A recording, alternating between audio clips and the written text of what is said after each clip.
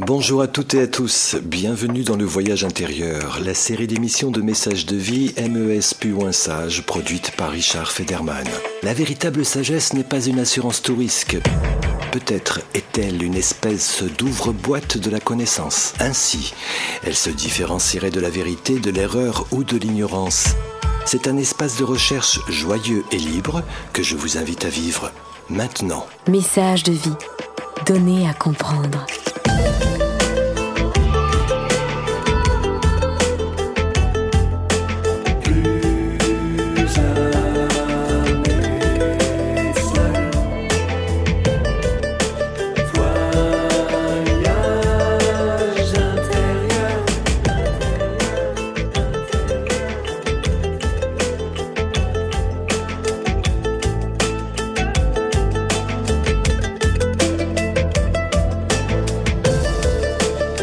Message de vie, une émission produite par Richard Federman. Comment le monde fonctionne-t-il ? Qui sommes-nous ? Qu'est-ce que la réalité ? C'est en rejoignant clandestinement des résistants afghans en lutte contre l'occupant soviétique que Stéphane Alix est devenu journaliste. En avoisinant quotidiennement la vie et la mort, il a cherché à comprendre pourquoi les êtres humains peuvent être amenés à s'entretuer. Il est aussi l'auteur de nombreux ouvrages, dont un best-seller, Le Test, fruit d'une expérience inouïe qui établit la preuve de l'après-vie. Il a cofondé l'Institut de recherche sur les expériences extraordinaires, l'INRES, et la revue Inexplorée, qui aborde des sujets hors normes, qu'il vérifie par une approche scientifique, tel le cartésien converti qu'il est. Journaliste d'investigation sur les phénomènes inexpliqués par une approche théorique et pratique en réalisant pour M6 la série documentaire Enquête extraordinaire. Tout simplement un autre monde. Il nous invite à explorer les frontières de l'inconnu dans la lignée d'un Galilée et de son art de nous sortir des idées plates. Tentons avec humilité, dans le voyage intérieur, la série d'émissions de messages de vie MES Sage, de vous offrir à nouveau des rencontres inoubliables.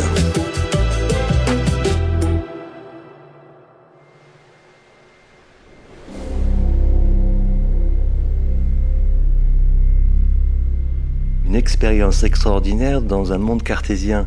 C'est difficile d'exprimer un sentiment qu'on n'a pas vécu. La difficulté, en fait, c'est qu'on a plusieurs outils d'appréhension du réel, mais on n'en connaît qu'un. Et on a été éduqué à développer qu'un seul, qui est la rationalité, l'analyse, la méthode scientifique qui consiste à réduire une expérience à sa portion reproductible pour prouver qu'elle s'est vraiment produite.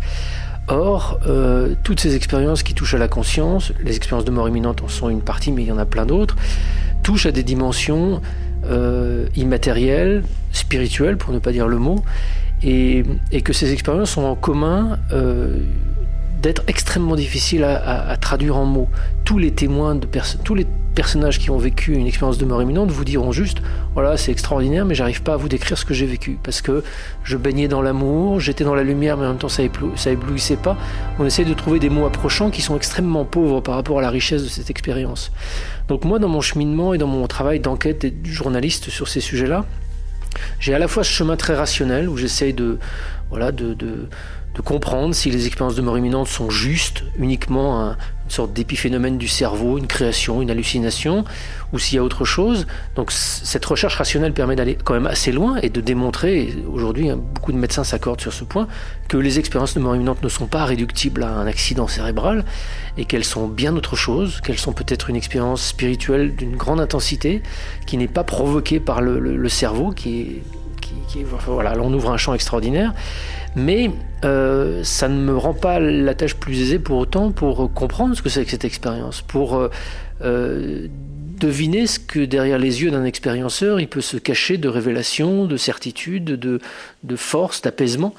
Et dans mon parcours, il y a à peu près une dizaine d'années, je suis parti en Amazonie et j'ai découvert le chamanisme amazonien qui m'a permis, avec plus de facilité, de me connecter à cette autre dimension que je n'avais pas forcément développée et que je n'avais pas été formé pour développer, qui est la dimension plus intuitive, personnelle, en vivant soi-même des expériences. Et depuis 10 ans, j'essaye dans mon travail d'utiliser, avec un dosage cohérent, à la fois l'outil rationnel et à la fois l'outil intuitif dans ma relation à ces questions qui portent sur la conscience. Donc c'est dur à traduire parce que j'ai pas plus les mots, même si je sais écrire et les mots sont mon métier, ça me donne pas pour autant plus de facilité à exprimer des expériences transcendantes, celles que j'ai pu vivre ou celles que j'essaie d'approcher. C'est réconfortant de rencontrer des scientifiques et des médecins qui puissent valider des expériences extraordinaires ou paranormales. Mais vous, hormis ces professionnels, dans votre entourage, qui vous êtes, enfin, comment on prend au sérieux ou pas ce que vous racontez ou ce que vous vivez? Parce que moi je reste journaliste en fait, je suis journaliste et j'ai cette approche-là depuis 30 ans presque maintenant, mais au-delà d'être journaliste, vous le savez, aujourd'hui c'est pas juste un métier, on pose le manteau en arrivant le soir chez soi et on passe à autre chose. Non, moi je suis journaliste 24 heures sur 24, c'est un mode de relation au monde, un mode de questionnement. Aussi bien, j'ai pas de vie privée et de vie professionnelle, toute ma vie elle est journaliste. Donc quand je m'intéresse à une question et quand je suis catapulté à m'intéresser à des questions sur la mort par exemple, c'est parce que mon frère est mort et parce que j'ai envie de trouver des réponses à cette question-là. Donc c'est à la fois un sujet extrêmement intime et à la fois un sujet extérieur que j'aborde. Donc moi je n'ai jamais abandonné mon doute, mon questionnement rationnel. Je suis pas scientifique mais je suis journaliste, donc je sais poser une question. Quand quelqu'un me dit quelque chose d'extraordinaire, je le mets pas nécessairement en doute. Être rationnel, c'est pas mettre en doute ce qu'on vous dit. Être rationnel, c'est mettre en perspective ce qu'on vous dit. Essayer de comprendre si la personne qui vous dit ça aurait une raison de vous mentir, de confondre, de s'illusionner elle-même, ou si sa sincérité est vraiment le visage d'une expérience qu'elle a réellement vécue. Et ça demande un peu d'habitude, un peu de travail. Mais à partir du moment où on a acquis ces outils de l'enquêteur, je les applique surtout. Donc toutes les questions qu'un sceptique entre guillemets se posera, je me les suis déjà posées et j'y ai répondu dans mes livres ou dans mon travail ou dans une conversation. Donc je suis pas en train de défendre une hypothèse, je suis en train de montrer que ces expériences extraordinaires ne sont pas du paranormal, qu'elles font partie de notre réalité, que la dimension spirituelle de l'être humain est une réalité. C'est pas sorti de ma tête, j'ai pas suivi un stage en Inde avec un gourou pour vous affirmer ça. C'est vraiment une déduction de journalistes qui depuis 15 ans travaillent sur ces sujets. Et pourquoi le sujet de la mort vous intéresse-t-elle, plus particulièrement la mort ou la vie après la mort? Pourquoi ce thème-là? Parce que j'ai perdu mon frère, parce que à l'âge de 33 ans, j'ai ramassé le corps de mon frère qui venait d'être tué dans un accident de voiture, je l'ai ramené à mes parents. Et les questions existentielles que je me posais avant, comme sans doute tout le monde se pose, on s'en pose beaucoup pendant l'adolescence, et puis dès qu'on se met dans la vie active, on les enferme, on les enterre, on se dit on verra ça plus tard, et puis on s'aperçoit à 15 jours de mourir en soins palliatifs à 90 ans, qu'on se dit oh zut, finalement je me suis jamais penché là-dessus. Moi à 33 ans, de ramasser le corps de mon frère, devoir téléphoner à mes parents pour leur dire que leur fils est mort, ça a été un cataclysme, ça a été douloureux, mais ça m'a aussi démontré que finalement la vie peut être riche, extrêmement remplie, mais qu'elle peut s'arrêter en une fraction de seconde sans qu'on y ait été préparé. Et à partir de ce moment-là, je me suis dit, je ne remets plus à plus tard. Je veux comprendre ce qu'on fait là.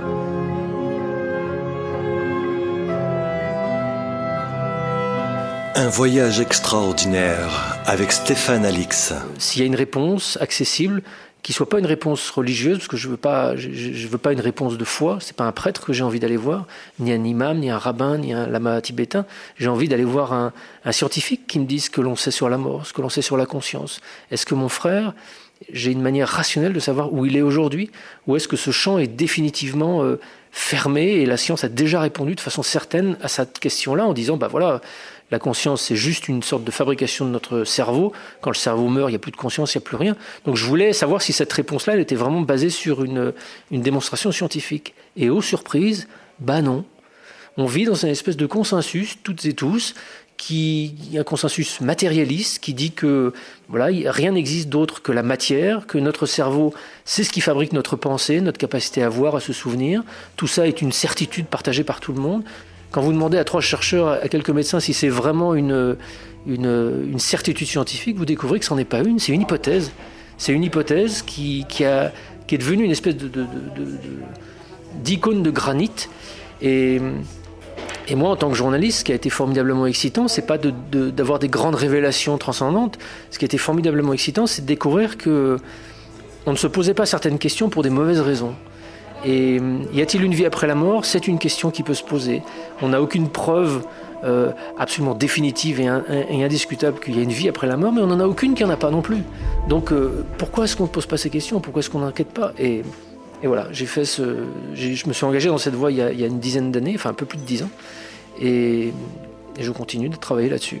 Donc c'est pas forcément des expériences extraordinaires que vous recherchez à faire, c'est plutôt des expériences existentielles. Oui, au début, c'est vraiment un questionnement existentiel qui m'engage dans cette voie-là. Mais pas philosophique du tout non plus. C'est mon frère, il est où, quoi ? C'est très concret. Je veux pas une réponse. Je veux pas que Platon m'explique que je ne sais quoi ou qu'Aristote, etc. Je veux savoir où est mon frère. Est-ce qu'on peut le savoir ? Et pendant plusieurs années après sa mort, j'ai cette envie, j'ai cette attente, mais pour moi, il n'y a aucun espace où je peux aller enquêter là-dessus parce que je suis nourri et pétri de cette culture dans laquelle je suis né, donc qui me dit après la mort, il n'y a rien, ou alors si tu crois en Dieu, c'est tout, quoi. Tu as ces deux options-là. Et ce n'est vraiment qu'une succession d'accidents, qui n'en sont évidemment pas, qui m'ont conduit à découvrir un champ de la science, et notamment en médecine, qui s'intéressait aux expériences de mort imminente, qui a été pour moi le premier fil que j'ai dévidé pour m'intéresser à toutes ces expériences extraordinaires qui nous parlent d'expériences aux frontières de la mort, de communication avec l'au-delà, de visions spontanées de défunts par des mamans qui ont perdu leur fils, des personnes qui ont perdu leur conjoint, etc. Et je découvre en fait que ces expériences extraordinaires, que je préfère vraiment au terme paranormal ou surnaturel, concernent une immense quantité de personnes, de femmes, d'hommes, d'enfants, de personnes âgées, nos voisins, nos amis, et que tous, unanimement, pour une raison qui m'échappe, on n'en parle pas. Et on garde ça pour notre intimité. Et même au sein de couples, une femme va pouvoir vivre une expérience très forte, son mari non, et ne pas oser en parler l'un l'autre. C'est aberrant. Et pourtant, on vit dans cette société-là. Et le travail que je me suis senti de devoir faire il y a 15 ans, quand j'ai commencé à m'intéresser à ces sujets-là, c'était pas tellement d'apporter des preuves supplémentaires, parce que des éléments de preuve, il y en a. Il y a des recherches scientifiques qui ont été faites sur plein de types d'expériences autour de ces sujets-là. Moi, je me suis dit, le principal problème, le principal obstacle, c'est la peur. Un espèce de consensus général qui nous fait, par peur, ne pas oser nous ouvrir à ces phénomènes-là. Donc, en tant que journaliste, j'ai travaillé sur cette peur. Comment on peut la désamorcer ? Et une des réponses qui m'a été apportée, elle m'a été inspirée par un psychiatre américain qui s'appelait John Mack, qui a été pour moi une rencontre décisive dans ma vie. En tant que psychiatre, il s'intéressait à un type d'expérience extrêmement extraordinaire. Et plutôt que de dire c'est vrai, c'est pas vrai, en tant que psychiatre, il s'est dit je n'ai pas l'outil scientifique pour définir la réalité certaine des expériences que me rapportent mes patients, mais je n'ai pas non plus les outils pour dire que tout ça n'est complètement imaginaire. Et je suis en fait dans une sorte d'entre-deux. J'ai en face de moi des gens dont je sais qu'ils sont sincères. Je sais, parce que John Mack avait des décennies d'expérience de psychiatre, je sais qu'ils ne sont pas fous, qu'ils ne sont pas psychotiques, que ce n'est pas une origine pathologique qui pourrait leur faire exprimer ce qu'ils sont en train d'exprimer. Ils ne sont pas en train de rêver, etc. Et il concluait en disant, ces gens-là me parlent d'une expérience comme des gens me parlent d'une expérience qui a été réellement vécue. Donc, plutôt que de trancher en disant, voilà, c'est la preuve qu'ils ont raison, c'est la preuve que ce qu'ils rapportent est réel, restons dans cet entre-deux. Restons dans cet espace flou où on n'est pas forcément obligé de conclure, mais au moins cet espace-là nous permet d'écouter. Et l'écoute bienveillante de cet extraordinaire qui est dans nos vies à plein de niveaux différents permet une vraie révolution intellectuelle. C'est comme si, là je vous dis, juste avant notre rendez-vous, j'ai vu une soucoupe volante dans le ciel. Instantanément, vous allez devoir décider, non mais il est fou ce type-là, pourquoi il me dit ça, c'est n'importe quoi, bon voilà, j'ai eu tort de vouloir l'interviewer, etc. Les soucoupes volantes, ça n'existe pas. Ou alors si vous y croyez, vous allez vous dire, c'est cool, on est sur le même lieu, je crois, etc. à ces phénomènes-là. Vous avez besoin de trancher, enfin je dis vous, mais vos auditeurs, tout le monde a besoin de immédiatement trancher dès lors qu'on parle d'un sujet extraordinaire. En revanche, si je vous dis que je suis amoureux de ma femme, vous allez dire, c'est bien, ce type-là, il a une relation saine avec son épouse, mais à aucun moment vous allez éprouver le besoin de devoir décider si je vous mens ou si je vous mens pas. Pourtant, je vous parle de quelque chose qui est éminemment subjectif. La relation que j'ai avec une femme, qui, comme disait Romain Gary, le mariage c'est partager à deux des problèmes qu'on n'aurait jamais eu tout seul. Comment se fait-il que ce type-là me parle d'une relation qui semble durer depuis 20 ans en plus ? Donc, pourquoi, dès lors qu'on travaille et qu'on parle de quelque chose d'extraordinaire, il faudrait nécessairement trancher, alors que sur d'autres types de dialogues subjectifs, on n'éprouve pas ce besoin-là. Donc moi, le travail que je fais en tant que journaliste au sein de l'INRES, que j'ai fondé il y a 10 ans, ou le magazine Explorer, enfin toutes les activités que je peux faire, c'est de dire, laissez de côté votre jugement. Déjà, ça n'a peut-être pas tant d'importance que ça, vous n'êtes pas en danger, il n'y a pas besoin d'avoir peur, écoutez ce qu'on vous dit. Taisez-vous et écoutez.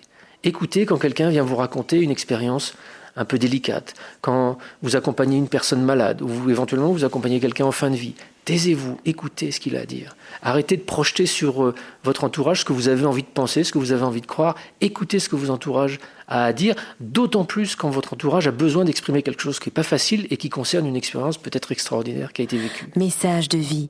Entendre un monde qui nous entoure. J'ai quelqu'un qui a fait des expériences extraordinaires. Oui, non, mais je ne veux pas tout raconter, il y en a trop. C'est lui qui m'a envoyé chez vous. Oui, je sais, c'est mon père. Ma fille. Tu peux raconter une chose, celle d'Épinal, par exemple, qui était quand même très particulière.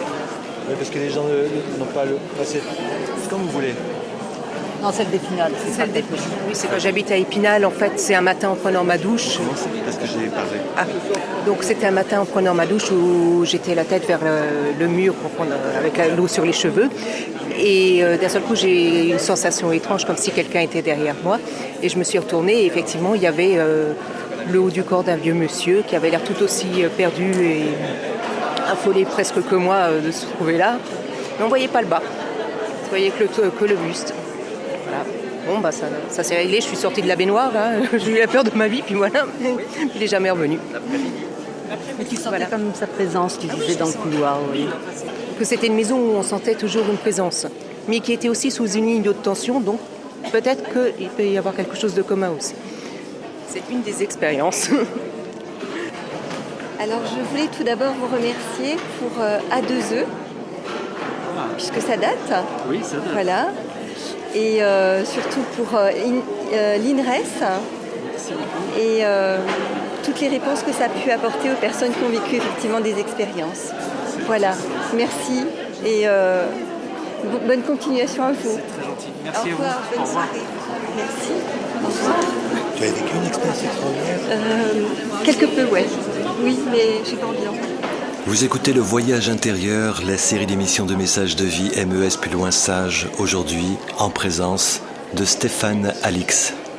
C'est évident que ma vie personnelle et professionnelle a été complètement chamboulée, réorientée par la mort de mon frère. Donc je me suis engagé depuis sa mort dans une autre voie. Je faisais du reportage de guerre, du journalisme d'investigation auparavant.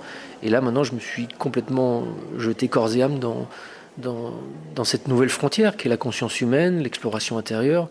Donc évidemment, sa mort a changé complètement ma vie.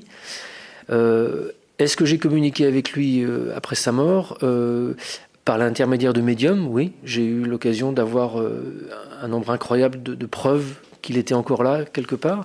Mais il y a quelque chose peut-être de plus important qui, pour moi, compte, c'est que l'assurance que j'ai construite année après année, que cette dimension spirituelle est une réalité, que la vie se poursuit après notre mort, m'a permis d'acquérir plus de confiance dans des ressentis très subtils qu'il m'arrivait d'avoir, une sensation de présence, un rêve un peu particulier, qui fait qu'aujourd'hui, je suis capable d'accepter avec, je pense, un certain discernement, qu'il puisse parfois se manifester auprès de moi. C'est arrivé il y a quelques mois encore, où j'étais chez moi dans un moment de tranquillité et j'ai repensé subitement, pourquoi, je ne sais pas, à ce jour d'avril 2001 où j'ai dû appeler mes parents pour leur dire que leur fils était mort. Ça a fait remonter une tristesse colossale en moi, pourtant voilà, ça fait 16 ans. Et au même moment que j'étais submergé par cette vague de tristesse, j'ai ressenti, mais instantanément, une présence de mon frère. Je savais que c'était lui, comme ça. Et il est venu me faire un énorme câlin. Et c'est comme si c'était un nuage de douceur qui m'est descendu dessus. Alors vous allez me dire, c'est dans ma tête. Oui, c'est complètement dans ma tête, c'est complètement subjectif, c'est absolument improuvable.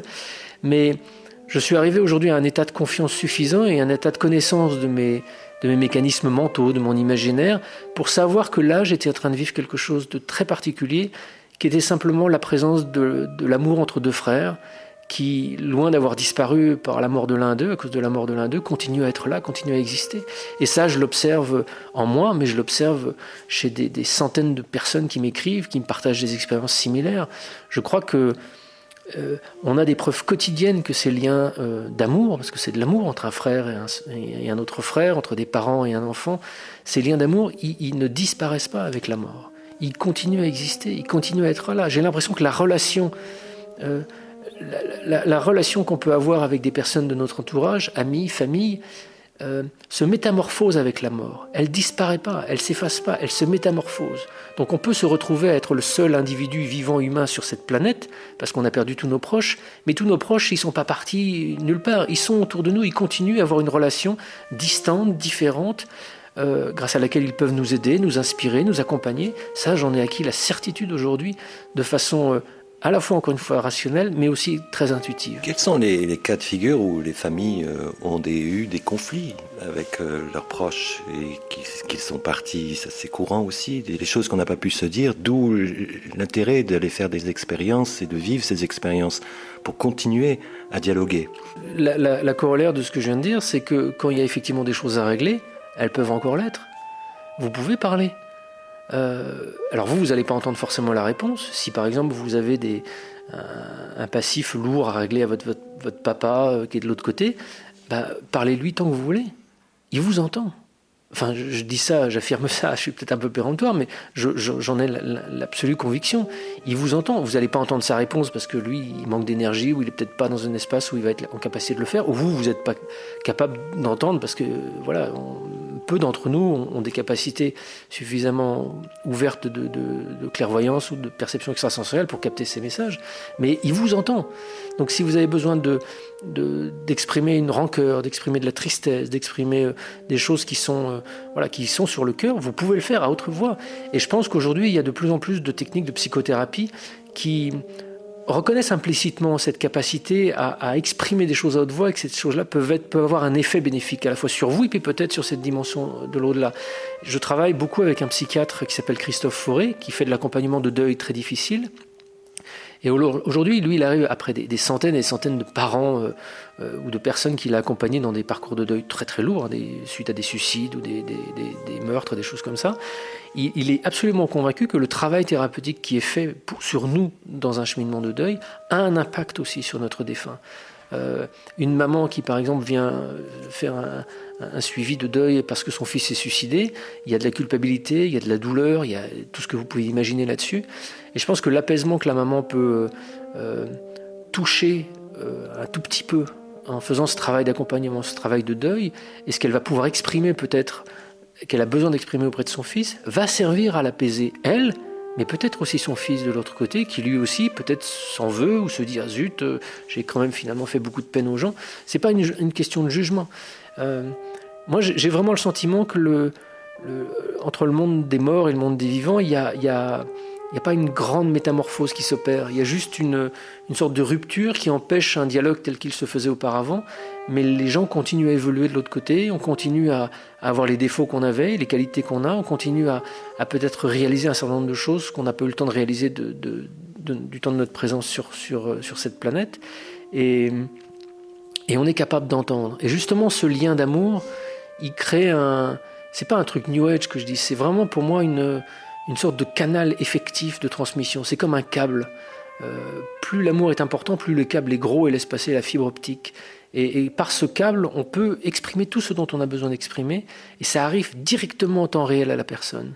Et vous voyez, je suis allongé sur mon canapé en train de méditer il y a quelques mois, 16 ans après la mort de mon frère, je suis tout d'un coup saisi de cette peine en repensant à ce coup de téléphone à mes parents, et instantanément il est là. Instantanément, il est là. Alors que je ne pensais pas à lui depuis des années. Enfin si, je pensais à lui, mais j'avais vécu aucune expérience de sensation comme ça. Et là, il est là. Donc, enfin voilà. Vous avez vécu une expérience extraordinaire ? Oui, une OBE. C'est une expérience non pas de mort imminente, mais une expérience de sortie de corps à 11 ans. Donc ça s'est passé à l'âge de 11 ans, un dimanche matin. Je me réveillais et le radio-réveil s'était allumé sur des notes de musique classique. Et pendant toute la durée de la musique classique, je suis sorti de mon corps et d'un seul coup, mon corps a pris tout un espace qui allait au-delà de ma pièce. Je me suis senti comme sur un nuage floconneux. C'est comme ça que je peux le traduire. Sur un nuage de flocons. C'était doux, c'était agréable et j'étais dans une paix immense. Et j'ai réintégré ça. Ça m'a paru une éternité, mais à la fin de la chanson, j'ai réintégré ça. Et c'est ce qui m'a permis aussi de comprendre que j'étais autre chose que de la matière à la base. Et à l'âge de 11 ans, j'ai fait plein de recherches. Et c'est ce qui m'a permis après de lire Kardec, tout le reste, et de comprendre ce qui m'était arrivé. Voilà. Alors moi, j'ai beaucoup aimé la prudence avec laquelle il a parlé de ce qu'il a vécu. Et puis également cette envie de creuser, d'interroger, voilà. Merci. Oui, qu'est-ce que tu fais là ? Tu as tout enregistré ? Tu as vécu une expérience extraordinaire ? Est-ce que tu as vécu une expérience extraordinaire, toi, personnellement ? Non. J'ai vécu des tas d'expériences, mais pas aussi extraordinaires que ça.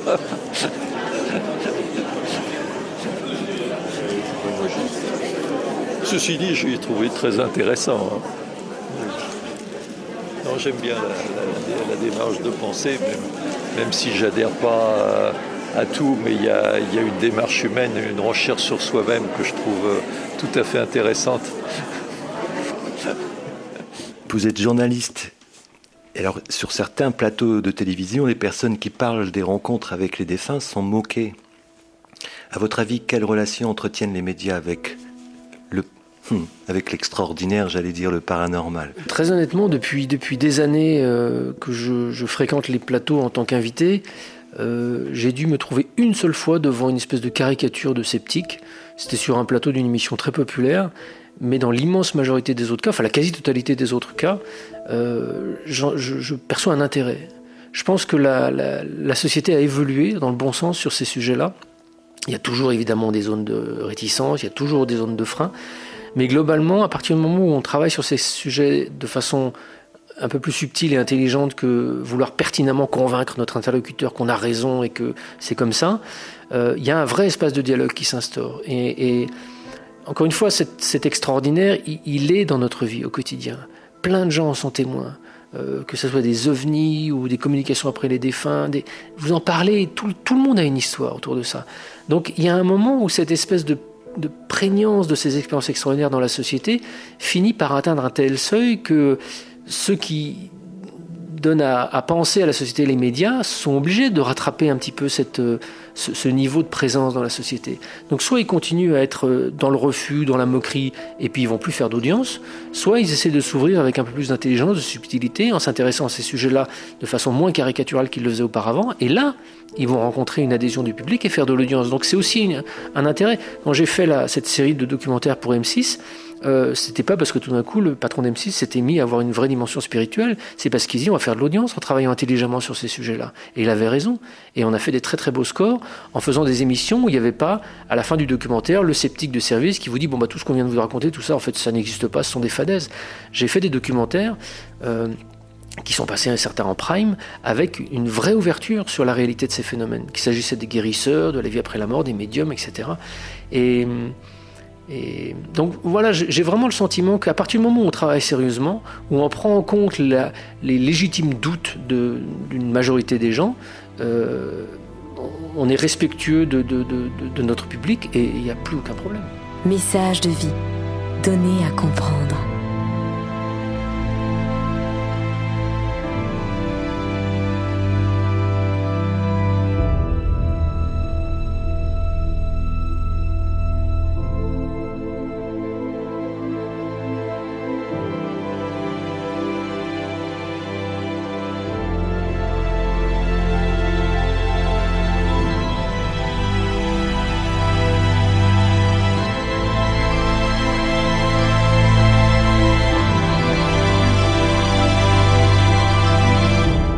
Stéphane Alix, aujourd'hui notre invité dans le Voyage intérieur, la série d'émissions de messages de vie. Il nous invite à explorer les frontières de l'inconnu, dans la lignée d'un Galilée et de son art de nous sortir des idées plates.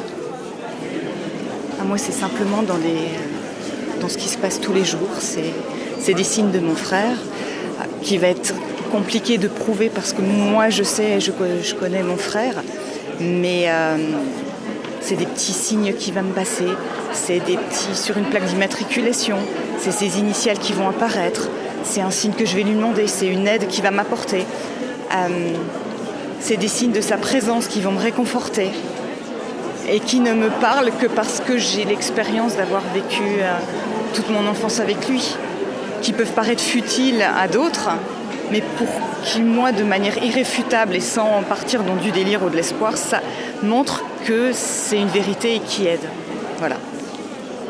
Excusez-moi, j'ai fait l'interview de Stéphane cet après-midi pour la radio. J'avais une question à poser pour compléter mon reportage. Est-ce que vous avez vécu une expérience extraordinaire, vous, personnellement ? Brève. J'ai été opérée il y a 3 ans d'une tumeur au cerveau. J'ai fait une hémorragie sur la table d'opération. J'étais aux portes de quelque chose. Il n'y a pas eu de lumière, il n'y a pas eu de tunnel, il n'y a pas eu de défunt. Mais je sais, en me réveillant en réanimation, qu'il s'était passé quelque chose de particulier et que je n'étais pas censée être là, mais que j'ai eu le choix, soit de partir, je ne sais pas où, soit de revenir. Et je suis revenue, parce que je pense que j'ai encore des choses à faire et que c'était de loin pas l'instant. Donc je n'ai pu regarder les choses de la même façon. J'ai fait connaissance avec le monde invisible. Je suis respectueuse de la vie, je suis respectueuse de ce qui se passe juste à côté de nous. Et je suis en alerte et attentive maintenant.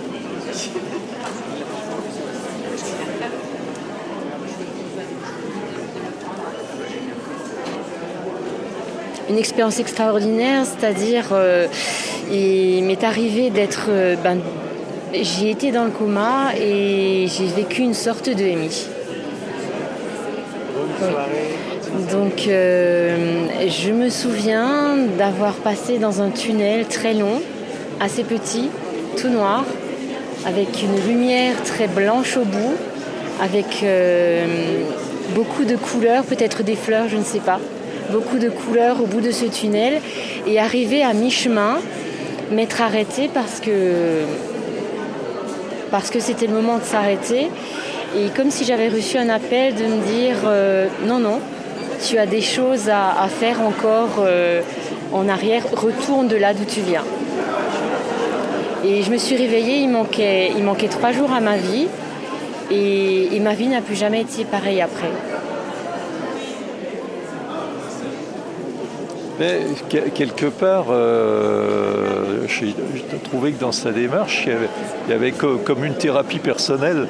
Hein, et je trouve que c'est une démarche intéressante de ce point de vue-là. La recherche de se guérir de ses démons, je crois que c'est une démarche qu'on fait tous à un moment donné, hein, qu'on en soit bien conscient ou pas. Et ça peut prendre plusieurs voies. Cette voie-là est assez intéressante, je trouve. Stéphane Alix. Beaucoup de personnes ont des expériences extraordinaires. Quelle différence entre une expérience extraordinaire et une expérience imaginaire ? C'est la grande question, ça. Parce que l'imaginaire, c'est bon aussi, c'est nourrissant.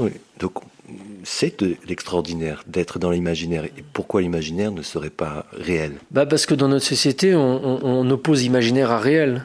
Pour nous, quelque chose qui est imaginaire, c'est forcément produit dans notre cerveau, c'est dans notre tête, ça n'a pas d'incidence, ça ne peut pas avoir de réalité. Et si par exemple on imagine percevoir une personne qui est décédée il y a plusieurs années, Si on dit qu'on l'a imaginé, ça veut dire que c'est pas réel, ça veut dire que cette personne, elle est morte et qu'il faut qu'on fasse notre deuil et qu'il n'existe plus, etc. En revanche, si on dit qu'on l'a perçu, là on est dans une relation avec quelque chose qui peut être encore réel. Et c'est la grande difficulté de distinguer le réel de l'imaginaire. À la création de l'INRES, moi, pour essayer de me dépatouiller un peu de cette question-là, j'ai eu l'intuition de faire comme on fait une grande partie une grande quantité de chercheurs américains notamment, mais aussi en Europe, c'est de travailler avec des professionnels de santé mentale. Eux, quand ils entendent une histoire extraordinaire, n'ont pas comme réflexe immédiat de devoir trancher si c'est vrai ou si c'est pas vrai. Ils ont le réflexe immédiat de voir si leur patient souffre ou ne souffre pas. Donc ça permet de dévier la question, ça permet de ne pas avoir à se prononcer immédiatement sur la réalité ou l'irréalité d'une expérience. Et à partir du moment où on travaille avec une personne, j'en reviens à ce que je disais initialement, sur l'écoute, si on écoute quelqu'un qui nous raconte une expérience extraordinaire, au bout de 30 minutes, 40 minutes, on va sentir si cette personne, elle est en souffrance, elle est dans une espèce de décalage avec une forme de réalité.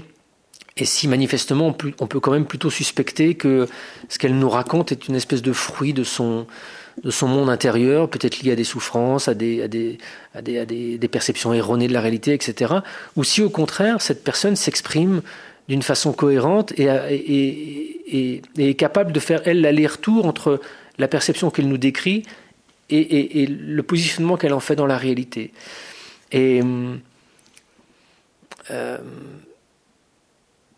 Et ainsi, je pense qu'on acquiert une forme, enfin en tout cas pour moi, en tant que journaliste, on acquiert une sorte d'expérience, mais les psychiatres acquièrent le même type d'expérience, qui permet de dissocier dans un récit ce qui ressemblerait à quelque chose de l'ordre du pathologique, qui pourrait s'expliquer donc par un mode créatif purement imaginaire, de quelque chose qui pourrait être plutôt réel. Et là, lié à peut-être des phénomènes dont on ignore encore la nature et la réalité entière, mais qui sont quand même réels. Il faut prendre un tout petit peu de recul et sortir du discours lui-même. C'est-à-dire, si une personne vient vous dire « Mon fils est mort il y a 2 jours, je l'ai vu hier soir dans ma chambre, il m'est apparu ». Et si on reste uniquement sur le descriptif littéral de cette expérience, on ne peut pas se prononcer. On ne sait pas si cette personne l'invente ou souffre ou je ne sais quoi. Si on prend un peu de recul en disant « Bon, laissons de côté… » la question de savoir si c'est vrai ou pas vrai, si c'est possible ou pas que le fils mort se soit manifesté. Laissons s'exprimer cette maman. Qu'est-ce qu'elle nous parle ? Qu'est-ce qu'elle nous explique de cette expérience ? Comment elle décrit cette expérience ? Est-ce que ça lui a fait peur ? Est-ce que ça lui a pas fait peur ? Et une fois qu'on a parlé une demi-heure, 3/4 d'heure, on a pu éventuellement être amené à se dire cette personne, elle est quand même, c'est étrange parce que elle a une vie qui a l'air d'être complètement équilibrée, ordonnée, ça a l'air d'être une mère de famille qui a l'air tout à fait les pieds sur terre. Il y a juste cet épisode absolument dramatique, traumatisant de la perte d'un fils il y a quelques jours, mais en dehors de ça, elle a un fonctionnement psychique qui a l'air complètement cohérent. Donc, dans quoi s'inscrit cette expérience-là ?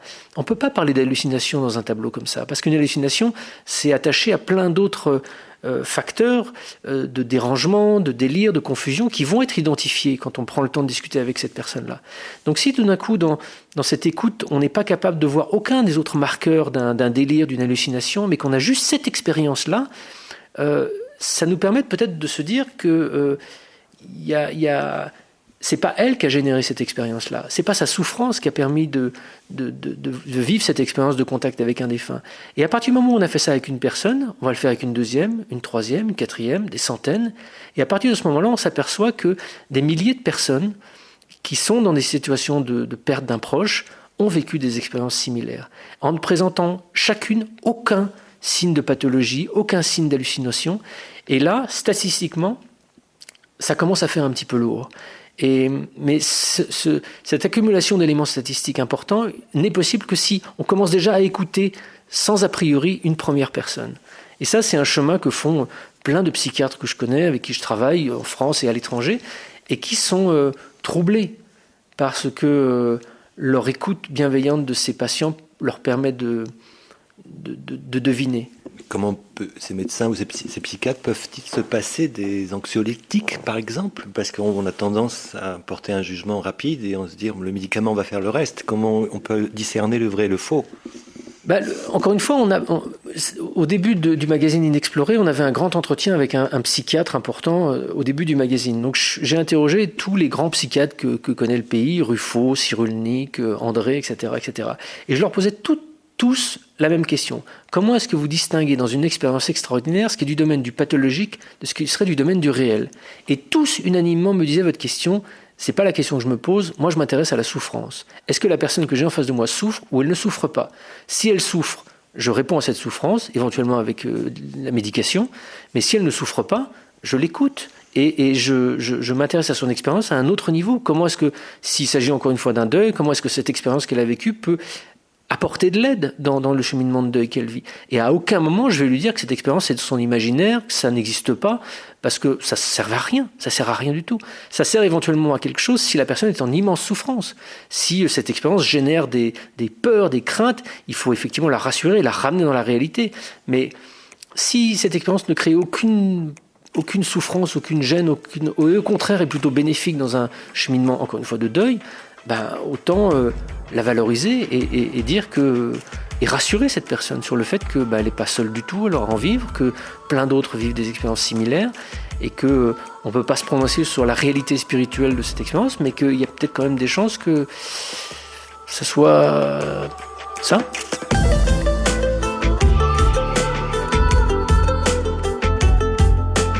Message de vie, donné à comprendre.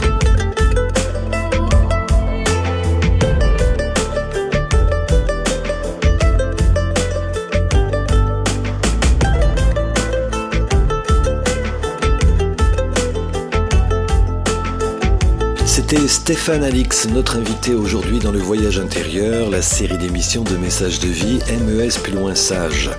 Les ouvrages de Stéphane sont foisonnants sous des formats livres de collection. Il propose au grand public des repères clairs, précis et rigoureux sur la fin de vie et le sixième sens. Stéphane Alix répond à des questions sur des sujets qu'on ne se posait pas avant et qui échappent à toute explication conventionnelle. Il y répond d'une manière sérieuse plutôt que sensationnelle. Le test, par exemple, une expérience inouïe, la preuve de l'après-vie, aux éditions Albin Michel, et Lorsque j'étais quelqu'un d'autre, aux éditions Mama. Pour ma part, je vous retrouve la prochaine fois. Si vous voulez réécouter cette émission, n'hésitez pas à aller sur notre site richardfederman.com. À bientôt, bye.